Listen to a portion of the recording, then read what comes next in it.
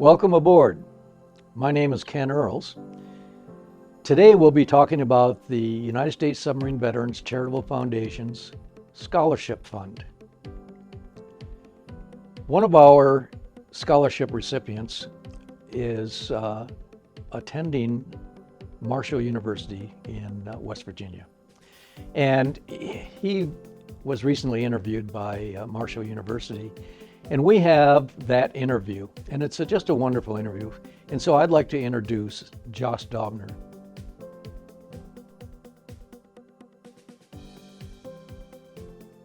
Hi, my name is Josh Dauber. I'm a junior here at Marshall, and I'd just like to take the opportunity to talk to you a little bit about what scholarships mean to me. I'll talk a little bit about what they were like for me going into college, how they help me now, and where they're going to get me in the future. So first of all, getting into college, when you sign up for classes and you look at that long expense list, it can be really intimidating. And you see all those expenses, those room and board things, if you're not a commuter student, all those things are going to add up for you. And when you see scholarships, that feeling of relief that just comes over you is just very strong. It's undescribable. And you know that everything's going to be okay, the stress kind of melts away, and there you go. And also, in addition to that, where I am right now as a junior, I have had those scholarships, and they've been renewed for a couple of years now.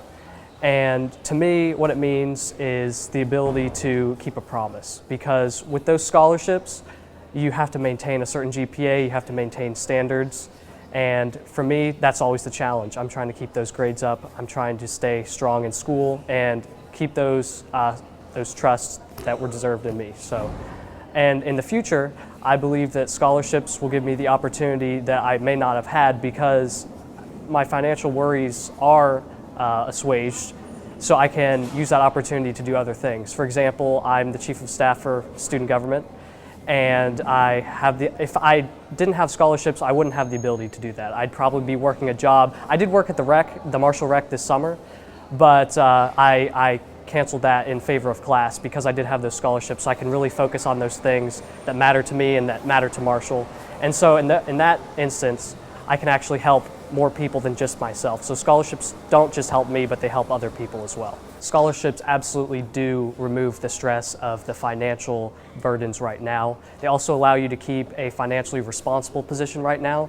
As a finance major, I know the power of interest on large loans. It adds up and it can lead to problems down the line, and so I really just appreciate that part of scholarships. I am a finance and economics double major, and I'd really like the opportunity to work in investment banking, or alternatively maybe part of a threat analyst group, part of the CIA maybe. I've always thought that was a super cool job, and I really just think these scholarships will prove my merit. These jobs are positions that are going to require high standards of me, and I believe that this will demonstrate my ability to stick to responsibilities over time, not just in the short term, but in the long term over time, and be a responsible individual. Started in 1985 as a part of SubVets, and it grew nicely. And the reason, of course, as we all are aware, college tuitions are expensive and they never go down. Every year they go up. There's another issue also, and that is that submarine veterans, both commissioned officers and enlisted, have a very challenging environment to work in. And it's challenging physically, mentally, emotionally, and intellectually. And what we have found is a bunch of people, this is anecdotally, but a lot of people have discovered, hey, I can do pretty well intellectually. And that attitude, it is my belief and what I have observed, gets passed on to their children as well. And so the desire for a submarine veteran to have his children go on to higher education is strong. And so we support that, and that's what our scholarship program is about. The issue of age for our scholarships is one that we self-imposed a few years ago. Our charter and the documents underwriting the scholarship program don't specify a age limit. However, what we found is we were being inundated with applications. And so we imposed, for a while, an age limit. I think it was 23 years of age. And 2 or 3 years ago, we had an applicant come to us and say, hey,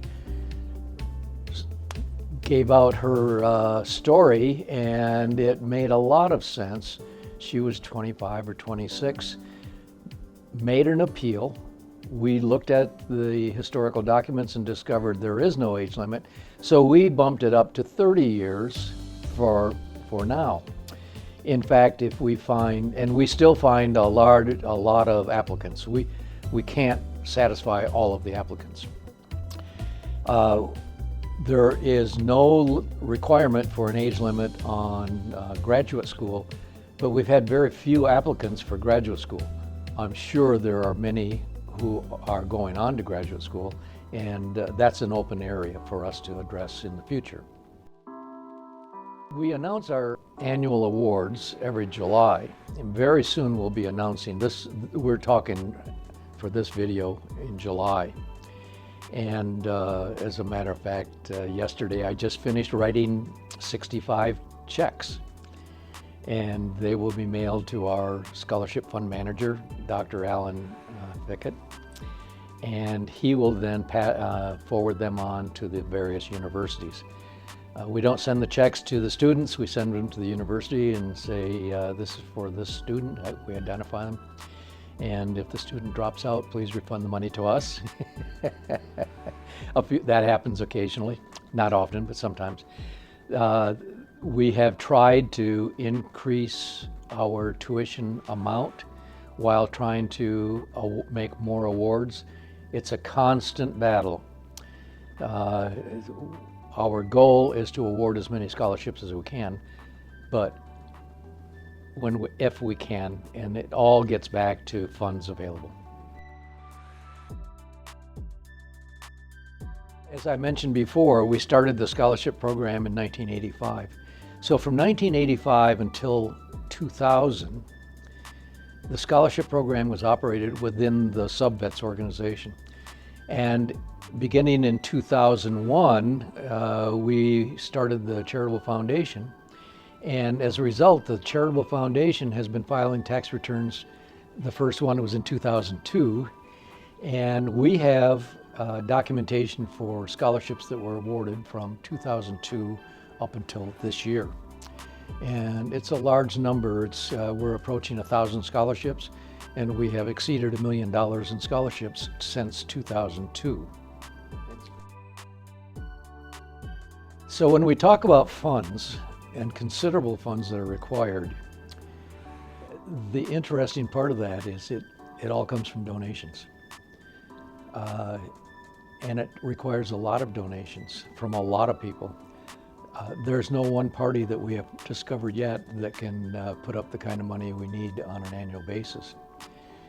But we have a number of very generous, consistent donors, and we can discuss those very briefly, but their donations are incredibly important, including one which made a very large donation a number of years ago that we put into a legacy, into an endowment fund, into our legacy endowment fund for scholarships, and that money spins off every year enough to handle 5, 6, or 7 scholarships every year. And the principal is still in our endowment fund. It's a very good thing. The demand, the ongoing demand for scholarships persists. We have a large number of applicants, both who are currently college students applying for their next year scholarship, as well as high school students who are graduating high school and going to college. And the demand is greater than we can supply. I don't see that demand dropping. I see that going on The support, the community support, the organizational support for the scholarships is strong. I see this going on. As a matter of fact, we haven't discussed this publicly. This will be our first time we'll announce this publicly. We are looking to expand the scholarship program into another area, trade schools and apprenticeships. And this will be not only for students, but for submarine veterans. Fellows, any submarine veteran getting out of the Navy who doesn't want to go to college, wants to enter a trade of some type, we are preparing a program to support that career incentive. That's great. The apprenticeship program, trade school and apprenticeship program, came about as a result of one of our other corporate officers and myself talking, and we were talking about recruitment, and we were talking about how so many of our sub-vets get really good training, but it's military training, and it's military training for submarines, which is a different environment than trying to do plumbing or electrical work in a house. It's very, very similar, but it's different. And so as we talked about that, we thought, well, gosh, wouldn't this be something we should offer submarine veterans leaving the military who are finding a little roadblock because their experience and training is different enough that they find a little resistance in the marketplace. And making that transition from military to civilian through a trade school or through an apprenticeship program, we saw as a really good benefit that we could offer, and that's what brought this about.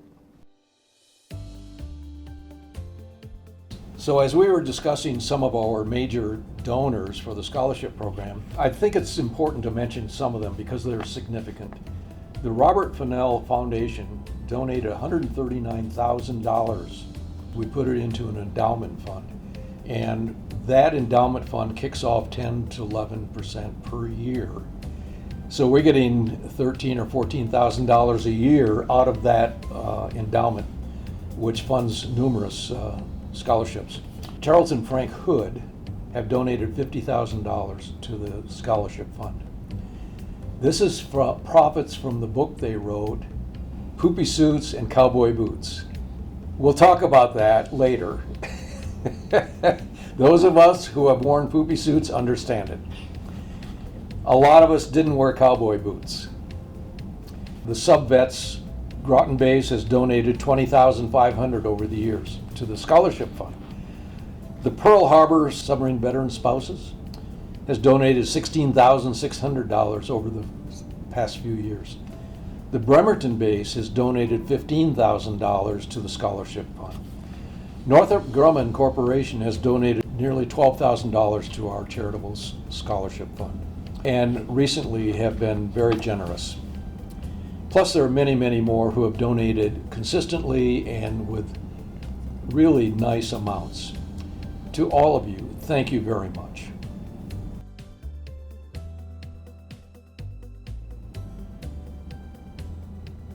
Welcome aboard.